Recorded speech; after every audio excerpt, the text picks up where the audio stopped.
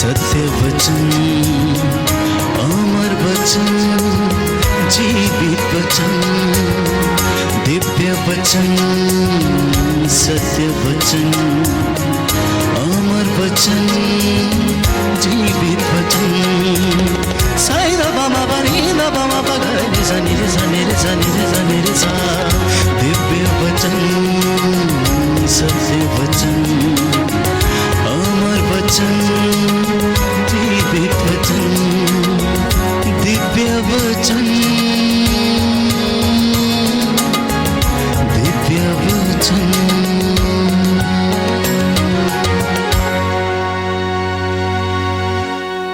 सबको जय यीशु की। प्रभु के सामर्थी नाम पर मैं आप सभी का अभिवादन करता हूँ। प्रियजनों, आज मनुष्य की दशा ये है कि वह ईश्वर की योजना के विरुद्ध चला गया है और यही कारण है कि उसके जीवन में बहुत सारी अशांति है। इसी के कारण उसके जीवन में सुख नहीं है। वो हमेशा अपने आप को कष्टों से घिरा हुआ पाता है। उसके जीवन में इतनी बेचैनी है प्यारे भाइयों और बहनों कि वह शांत रहने की कोशिश करता है लेकिन ऐसा कर नहीं पाता है। इंसान, मैंने कहा, ईश्वर की योजना के विरुद्ध चला गया और वह जंगली बनता जा रहा है। इंसान ईश्वर का तिरस्कार करने पर लगा हुआ है। विज्ञान ने इतनी ज़्यादा तरक्की हासिल की है, इतने ज़्यादा शोध किए हैं, चांद तक इंसान पहुंच गया है, लेकिन प्यारे भाइयों और बहनों, वो ईश्वर से कभी न कभी भागता हुआ नजर आता है और वो अपने आप को ईश्वर से छिपाने की कोशिश करता है क्योंकि वह पाप और बुराई के मुद्दे पर बातचीत करना नहीं चाहता, उसे समझने की कोशिश नहीं करता। यदि करता भी है तो उससे अपने आप को जुदा करने की हिम्मत नहीं कर पाता है। और यही कारण है कि वह निरंतर कष्टों में ही रहता है। हर वक्त अपने आप को ऐसी परिस्थिति में डाले रखता है जहां पर उसे सुख शांति हासिल नहीं होती है।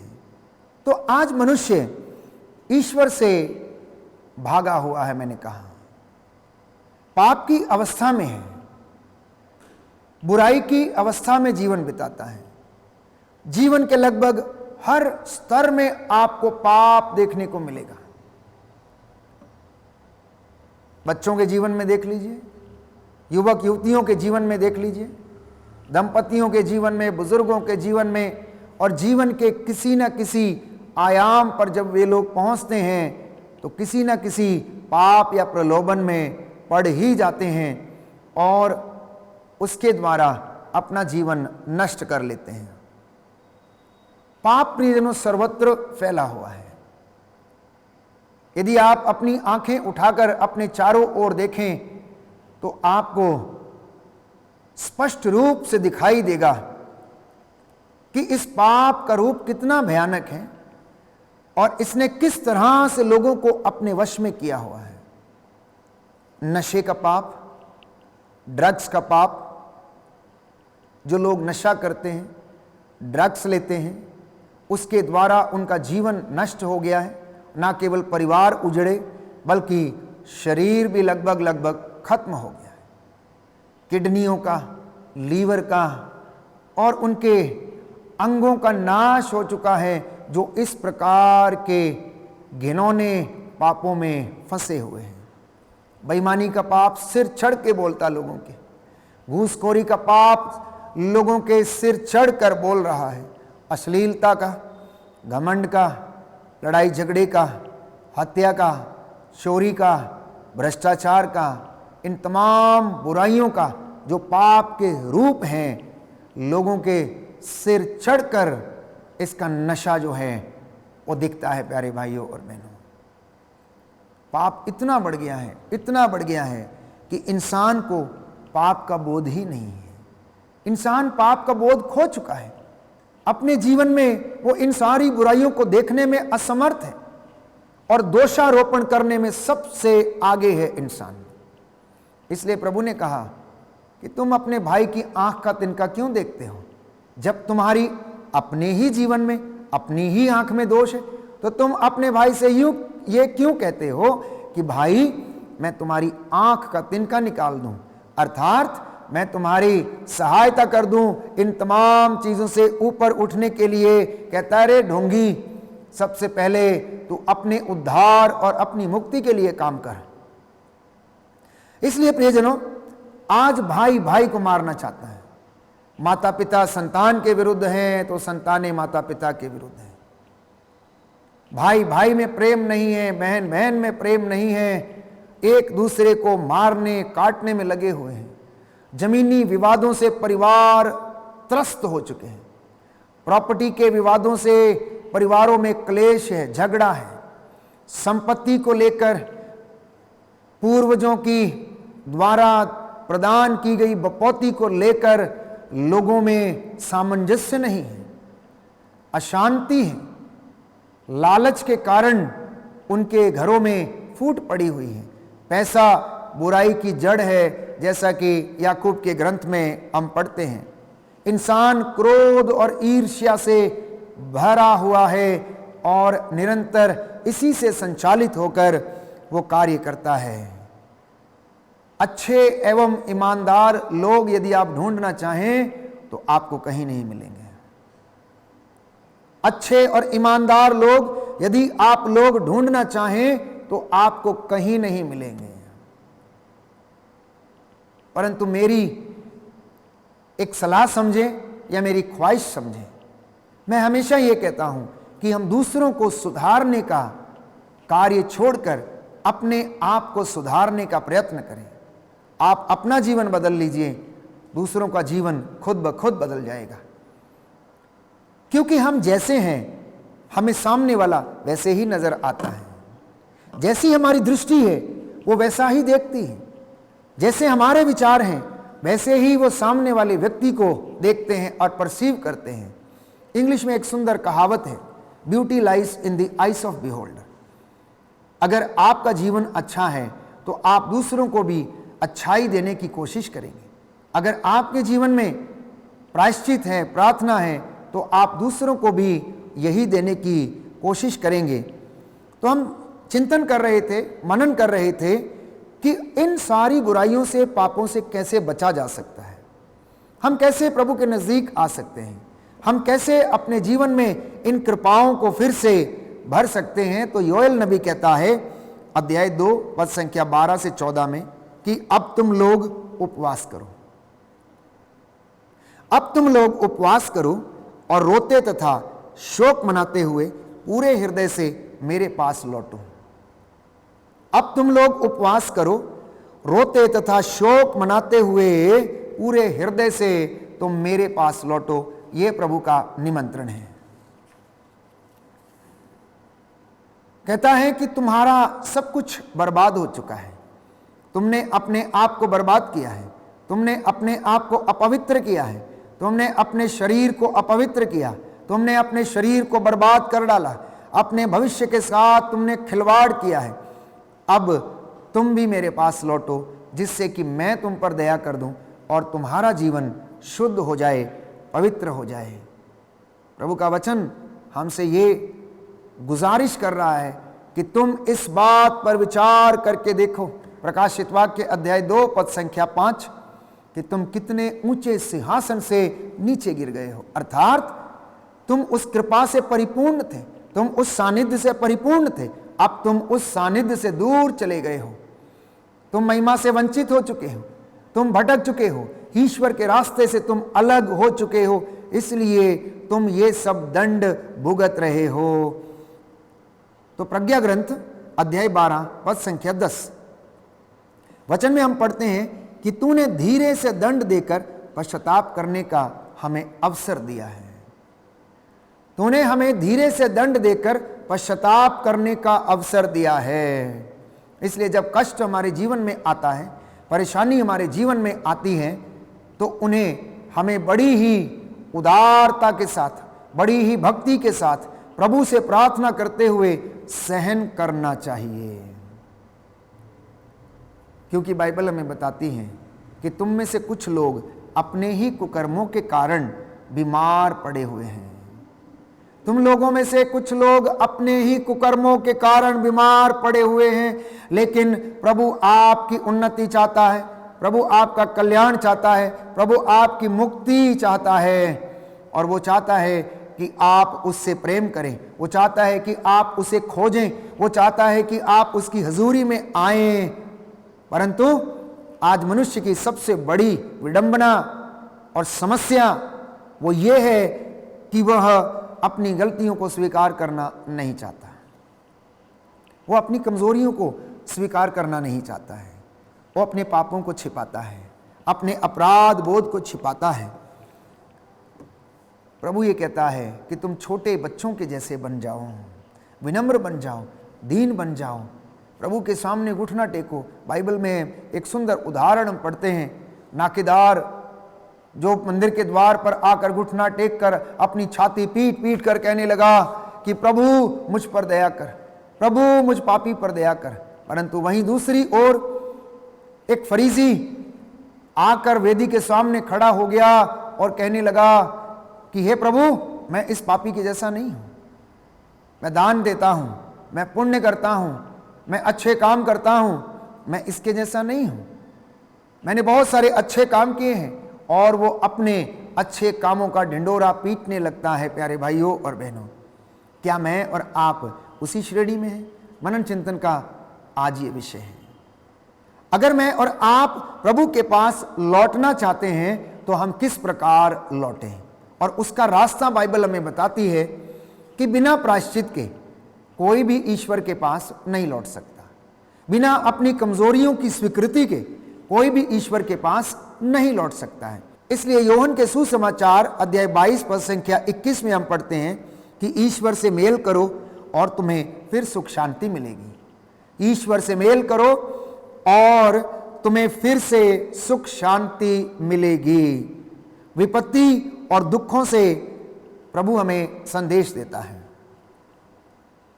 विपत्ति और दुखों से परमेश्वर हमारे जीवन में हमें संदेश देता है, वो हमें चेतावनी देना चाहता है। इसलिए जब भी कोई विपत्ति या दुख या कष्ट हमारे जीवन में आता है तो समझ लेना कि उससे प्रभु हमें कुछ ना कुछ सिखाना चाहता है, या वो हमें प्रायश्चित करने के लिए आमंत्रित करता है, और या फिर वो हमारे जीवन को सुधारना चाहता है।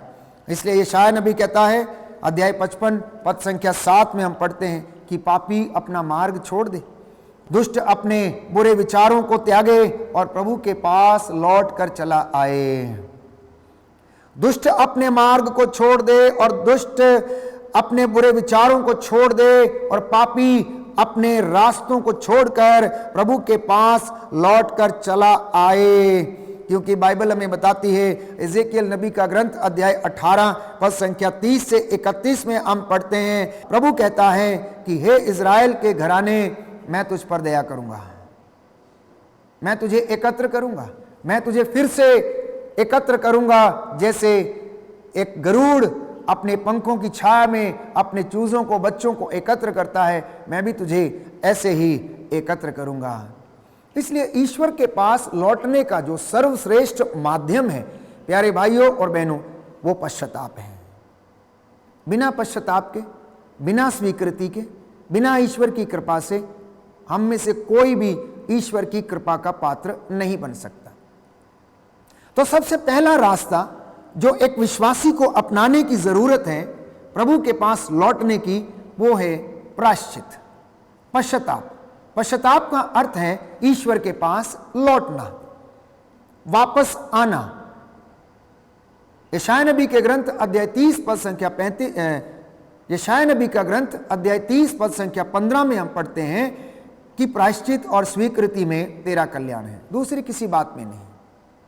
तो यदि आज आप लोग चाहते हैं कि ईश्वर की कृपा के पात्र आप बन जाएं, तो प्रायश्चित करना और ईश्वर के पास लौटने का पूरा पूरा प्रयास करना। इसलिए प्रवक्ता कहता है अध्याय 17 पद संख्या 20 में कि ईश्वर पश्चाताप करने वालों को अपने पास लौटने देता है। आप ये ना कहें कि मेरे जीवन में पाप है और ये पाप क्षमा नहीं हो सकता, मैं कैसे यीशु के पास जाऊंगा, मैं कैसे ईश्वर के पास जाऊंगा, मैं कैसे पुरोहित को अपने पाप जाकर बताऊंगा। प्यारे भाइयों और बहनों, बाइबल साफ साफ कहती है, प्रवक्ता ग्रंथ अध्याय 17 पद संख्या 20 में, कि अगर कोई सच्चे हृदय से पश्चाताप करता है, प्रायश्चित करता, अपने गुनाहों को कबूल करता है, तो ईश्वर ऐसे पश्चातापियों को अपने पास लौटने देता है। प्रेरित चरित्र अध्याय 3 पद संख्या 19, जब हम ईश्वर के पास लौटते हैं तो हमारे पाप मिट जाते हैं। जब हम ईश्वर के पास लौटते हैं तब हमारे पाप मिट जाते हैं, हमारे जीवन में आशीषों के द्वार खुल जाते हैं, हमारे कामों में अनॉइंटिंग आने लगती है, हमारे बच्चों के जीवन में, प्यारे भाइयों और बहनों, अभिषेक उतरने लगता है। आप जिस काम में हाथ डालेंगे उस पर प्रभु की दया हमेशा हमेशा के लिए बनी रहती है। इसलिए प्रज्ञा ग्रंथ अध्याय 11 पद संख्या 23, प्रभु का वचन ये कहता है कि ईश्वर पापों को अनदेखा करता है ताकि लोग पश्चाताप करें। ईश्वर पापों को इसलिए अनदेखा करता है ताकि लोग क्या करें, पश्चाताप करें और ईश्वर के पास लौट कर चले आए। आज अपने जीवन की किताब को खोल कर देखिए, बचपन से लेकर अब तक कितनी बार इंसान ने, आपने और मैंने उन पापों को दोहराया जिसके विषय में बाइबल हमें बार बार मना करती है। हो सकता है वो पाप आंखों की दृष्टि से किया हो सकता है वो पाप हमारी जुबान से कर लिया हो सकता है वो पाप इन हाथों से हो गया हो सकता है वो पाप अपने विचारों से कर दिया हो, किसी को नीचा दिखाने के लिए, अपने आप को बड़ा समझकर, अहंकार के द्वारा, घमंड के द्वारा। हो सकता है हम इन तमाम बुराइयों से गुजरे होंगे, लेकिन प्रभु ने इन सब को अनदेखा किया, क्योंकि वो चाहता है कि इंसान, एक विश्वासी जो प्रभु के पास आना चाहता है, वो पश्चाताप करे और अपने आप को पवित्र करे। पाप की अवस्था में इंसान जब रहता है, इसलिए उसके जीवन में उसे चमत्कार नहीं दिखता है, इसलिए हम प्रभु की बातों को समझ नहीं पाते हैं। इसलिए स्तोत्रकार कहता है अध्याय 130 पद संख्या 4 में कि प्रभु पापों को क्षमा करता है, इसलिए आप लोग क्या करें, प्रभु के पास लौटें। इसलिए आप प्रभु के पास लौटें। अगर हम प्रायश्चित नहीं करते, अगर हम पाप करते जाते हैं, तो हम ईश्वर की कृपा से वंचित रहेंगे, और जब हम वंचित रहते हैं तो चीजें हमारे सामने होंगी, हम उन्हें देखेंगे लेकिन हम उन्हें छू नहीं पाएंगे, हम उन्हें खा नहीं पाएंगे। अच्छा भोजन आपकी आंखों के सामने रहेगा, लेकिन आप उसे खा नहीं पाएंगे, क्योंकि हम महिमा में नहीं हैं, हम महिमा से वंचित हैं। तो प्यारे भाइयों और बहनों, प्रभु का वचन हमें याद दिलाता है कि आपको हर एक पाप का दंड भुगतना पड़ेगा अगर आप प्रायश्चित नहीं करते। गणना ग्रंथ अध्याय 32 पद संख्या 23, गणना ग्रंथ अध्याय 32 पद संख्या 23, प्रभु का वचन कहता है कि पाप का दंड तो भुगतना पड़ेगा। इसलिए अपने आप को पाप में ना पड़ने दें, बुराई में ना पड़ने दें, बल्कि 10 गुना उत्साह के साथ आप परमेश्वर के पास लौटें। जिस उत्साह के साथ आप उसकी इबादत करते थे, उसी उत्साह के साथ आप परमेश्वर के पास लौटें और वो आप पर दया कर दे, क्योंकि पाप का रूप जो है बड़ा भयानक है। उसके दांत जो हैं इतने पैने हैं कि शेर के दांतों के समान है, जिसके घावों का इलाज नहीं है, और ये इतना भयानक है कि पाप जो है पवन की तरह छितरा देता है। पाप पवन की तरह छितरा देता है। ये शाय नबी का ग्रंथ अध्याय 64 पद संख्या 5 में हम पढ़ते हैं। इसलिए बाइबल हमें बताती है, ध्यान रहे प्यारे भाइयों और बहनों, सूक्ति ग्रंथ अध्याय 5 पद संख्या 22 से 23 में कि दुष्ट अपने कुकर्मों के कारण मर जाएगा। दुष्ट व्यक्ति, पापी व्यक्ति अपने बुरे कामों के कारण, अपने कुकर्मों के कारण मर जाएगा यदि वो प्रायश्चित नहीं करेगा। यदि वह प्रायश्चित नहीं करेगा तो वो अपने कुकर्मों के कारण मर जाएगा। जैसा मैंने आपसे कहा कि शेर जैसे शिकार की घात में रहता है, पाप भी अन्याय करने वालों की घात में रहता है। इसलिए इनसे बचने के लिए एक ही उपाय है और वो है उपवास, प्रार्थना, वचन का लगातार अध्ययन करना, उसे पढ़ना, उस पर मनन करना, उसे अपने बच्चों को सिखाना, लेटते, सोते, जागते समय, यात्रा करते समय इन वचनों को दोहराना, याद करना और प्रार्थना करना और इसकी चर्चा अपने नाती पोतों और बच्चों के साथ करना, ताकि आने वाली पीढ़ियां प्रभु के अपूर्व चमत्कारों को जान सकें और ईश्वर की आशीष उनके जीवन में सदा बनी रहे। तो जब आप पाप करते हैं तो ईश्वर की आशीष से वंचित हो जाते हैं, तो लौटने के लिए हमें प्रायश्चित करने की आवश्यकता है। इसलिए प्रभु का वचन यिर्मयाह नबी का ग्रंथ अध्याय 31 पद संख्या 19 में हम पढ़ते हैं, तो उससे दूर होने पर मैंने पश्चाताप किया, समझ आ जाने पर मैंने अपनी छाती पीटी, मैं लज्जित था, मैं पानी पानी हो गया था, क्योंकि मैं युवावस्था से कलंकित था। अब कई बार भाई बहन कहते हैं कि आखिर पाप स्वीकार करने की आवश्यकता है। आखिर पाप स्वीकार करने की आवश्यकता क्या है? हमने तो कोई पाप नहीं किया है, हमने तो कोई उल्लंघन नहीं किया। प्रियजनों, दाऊद कहता है कि मैं अपनी माता के गर्भ से ही पापी हूं। दाऊद कहता है मैं अपनी माता की गर्भ से पापी हूं। यिर्मयाह कहता है कि मैं अपनी युवावस्था से ही कलंकित हूं।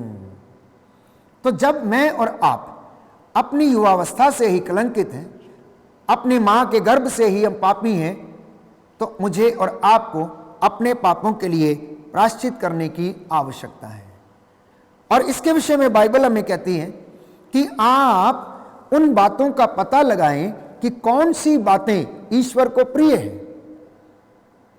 और जब हम लोग ये बातों का पता लगा लेते हैं कि कौन सी बातें ईश्वर को प्रिय हैं, तो ये लाजमी सी बात है कि मैं और आप पूरा प्रयत्न करेंगे ईश्वर की हजूरी में आने का, उसकी पवित्रताई में बने रहने का, पवित्रता की साधना करने का, विश्वास की साधना करने का हम पूरा प्रयत्न करेंगे। और संत पौलुस कहता है कुरिन्थियों का दूसरा पत्र अध्याय 7 पद संख्या 1 में कि पवित्रता की पूर्णता तक पहुंचने का पूरा आप लोग प्रयत्न करें। योशुआ नबी के ग्रंथ में हम पढ़ते हैं कि तुम आज अपने आप को पवित्र करो और कल तुम्हारी आंखों के सामने परमेश्वर क्या करेगा? चमत्कार करेगा। संत पौलुस लिखता है कि पवित्रता के अभाव में कोई भी ईश्वर के दर्शन नहीं कर सकता। पवित्रता के अभाव में कोई भी ईश्वर के दर्शन नहीं कर सकता। इसलिए योशुआ ने इजराइलियों से कहा कि तुम आज अपने आप को शुद्ध करो, पवित्र करो और कल तुम्हारी आंखों के सामने ईश्वर चमत्कार करेगा। इसलिए यीशु ने कहा मत्ती के सुसमाचार अध्याय 3 पद संख्या 8 में कि पश्चाताप का उचित फल उत्पन्न करो। जो वचन आज आप सुन रहे हैं ये आपके जीवन में, आपके परिवार में 100 गुना, 60 गुना और 70 गुना फल लाए और ईश्वर में आपको उन्नति प्रदान करे। आपके जीवन में आत्मिक उन्नति आए, आपके जीवन में आर्थिक उन्नति आए, आपके जीवन में शैक्षणिक उन्नति आए, आपके जीवन में, आपके खेत खलिहानों में, दफ्तरों में, फैक्ट्रीज में, इंडस्ट्री में प्रभु आपको माला माल करे। यदि आप उसके वचन पर मनन चिंतन करते, उसकी आज्ञा का पालन करते और उसे अपने जीवन में संजोए रखते हैं, तो परमेश्वर आपको अपनी मामूरी से अवश्य भरेगा। कुरिन्थियों के दूसरे पत्र अध्याय 7 पद संख्या 7 में प्रभु का वचन ये कहता है कि यदि आप प्रभु यीशु में विश्वास करो तो आपको और आपके परिवार को मुक्ति मिलेगी। विश्वास करने का अर्थ ही ये है प्यारे भाइयों और बहनों, प्रभु के सामने झुकना, छोटा बनना, विनम्र बनना, उस पर विश्वास करना और पवित्रता की साधना करना, और इन्हीं के द्वारा हम उसकी कृपा के पात्र बन सकते हैं। तो प्रियजनों, अपने आप को और अपने परिवार को जब हम पवित्र करते हैं, सैंक्टिफाई करते हैं, तो हमारे जीवन में ईश्वर की आशीष और रूह का मसा बरकरार रहता है। वो हमें आशीष प्रदान करता है। निर्गमन ग्रंथ अध्याय 34 पद संख्या 7 में हम पढ़ते हैं कि वो 1000 पीढ़ियों तक अपनी कृपा को बनाए रखता है, बुराई, अपराध और सारे पापों को वो क्षमा करता है। इसलिए यदि आपको कोई शक है तो आप, प्रभु कहता है, परख कर देख लो कि प्रभु कितना भला है। वो इतना भला है कि उसका प्रेम अनंत काल तक बना रहता है, उसकी महिमा अनंत काल तक हमारे जीवन में होती रहती है, क्योंकि वो चाहता है कि आपका कल्याण हो। वो चाहता है कि उसकी योजनाएं जो आपके और मेरे लिए हैं, आपके और मेरे हित के लिए हैं, वो पूरी हो जाएं और परमेश्वर हमारे घरों पर अपनी आशीष बरसाए। इसलिए प्रियजनों, जब हम पश्चाताप करते हैं तो ईश्वर से हमारा मेल पुनः हो जाता है, हम फिर से उसके पुत्र पुत्रियां कहलाने लायक बन जाते हैं, हम स्वर्ग राज्य में प्रवेश कर सकते हैं। और पश्चाताप करने से हमारे जीवन में आशीषों के द्वार खुल जाते हैं। पश्चाताप करने से परमेश्वर की आशीष और बरकत हमारे जीवन में फिर से काम करने लगती है और सफलता हमारे आगे आगे चलने लगती है। पाप स्वीकार के द्वारा मैं और आप ईश्वर से फिर जुड़ जाते हैं। आइए हम प्रार्थना करें, प्रभु को हम धन्यवाद दें और सच्चे हृदय से प्रायश्चित करें, अपने गुनाहों के लिए माफ़ी मांगें। जाने अनजाने में जो हमसे गलतियां हो गई हैं, हो सकता है आँखों के द्वारा हमने पाप किया हो, इन हाथों के द्वारा, इन पैरों के द्वारा, इन कानों से, इन होठों से या अपनी जीभ से या शरीर से कोई पाप किया है, तो प्रभु उसके लिए हमें क्षमा प्रदान करे और हमारे जीवन में बरकत आए, आशीष आए, जिससे कि हम पश्चाताप का उचित फल उत्पन्न कर सकें। आमीन।